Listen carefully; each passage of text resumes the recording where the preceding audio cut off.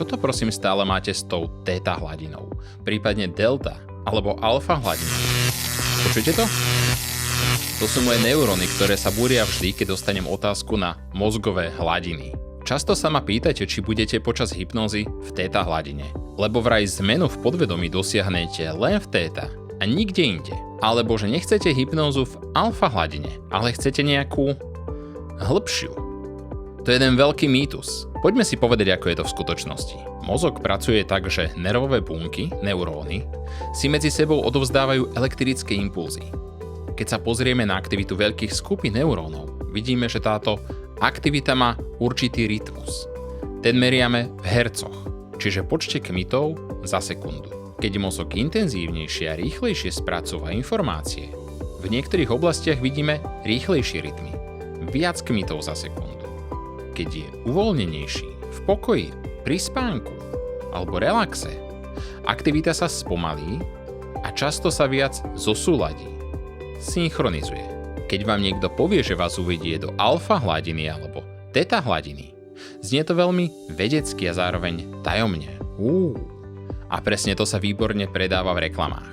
V skutočnosti ale tie názvy neoznačujú žiaden magický stav mysle, a len rozmedzia frekvencií, počet kmitov mozgových vln za sekundu.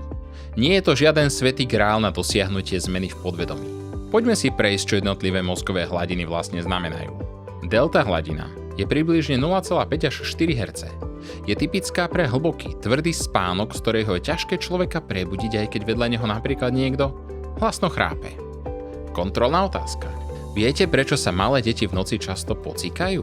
Pretože sú v delta hladine a tak hlbokom spánku, že sa neprebudia ani na silný vnútorný impuls, že potrebujú ísť na toaletu. Téta hladina je asi 4 až 8 Hz. Je to stav medzi spánkom a bdením, často spájaný s predstavivosťou, vnútornými obrazmi a často sa spája s hypnózou alebo transformačnou zmenou. Môže pri nej byť, ale rozhodne neplatí, že zmena je možná len v téta hladine. Alfa hladina je zhruba 8 až 12 Hz. Typicky sa objavuje pri zaspávaní a prebúdzaní. Keď máte zatvorené oči, uvoľnené telo, ste v príjemnom relaxe, meditácii alebo len tak zasnívaní počas dňa. Bežný denný prevádzkový režim sa označuje ako beta, približne 12 až 30 Hz. Je to stav bežnej prevádzky, keď pracujete, cvičíte, šoferujete, rozprávate sa, riešite úlohy alebo sa sústredíte. Gamma hladina je niekde okolo 30 až 100 Hz a prípadne aj viac. Súvisí s veľmi vysokou aktivitou mozgu. Silný stres, úzkosť, panika, ale aj extrémne sústredenie sa na jednu veľmi náročnú vec, napríklad chirurg pri komplikovanej operácii, špičkový šachista pri ťažkej partii, alebo programátor, ktorý rieši komplexný problém. Ako teda mozog skutočne funguje? Mozog v sebe nemá prepínač, ktorým si manuálne prehodíte beta mód na alfa mód a opačne. Počas celého dňa aj noci sa frekvencie v rôznych častiach mozgu neustále menia. Sú to dynamické procesy, nie statické režimy, do ktorých sa raz prepnete a ostanete tam. Keď sa nad niečím zamyslíte, zadívate sa z okna, zasnívate sa, aktivita sa v niektorých oblastiach spomalí. Objaví sa viac alfa. Stačí, aby vás v tom momente niekto poriadne nastrašil a v zlomku sekundy aktivita vyskočí do vyšších frekvencií. Keď sa vám sníva príjemný sen, môžete byť niekde v alfa alebo teta hladine. Zrazu príde nočná mora a bum, prebudíte sa, aktivita skočí do beta, možno až gamma hladiny. Búši srdce, ste spotení a chvíľu trvá, kým sa upokojíte a frekvencie sa zase spomalia. Alebo iný príklad. Sedíte v práci, na chvíľku sa zastavíte a odídete myšlienkami od práce niekam preč. To je skôr alfa.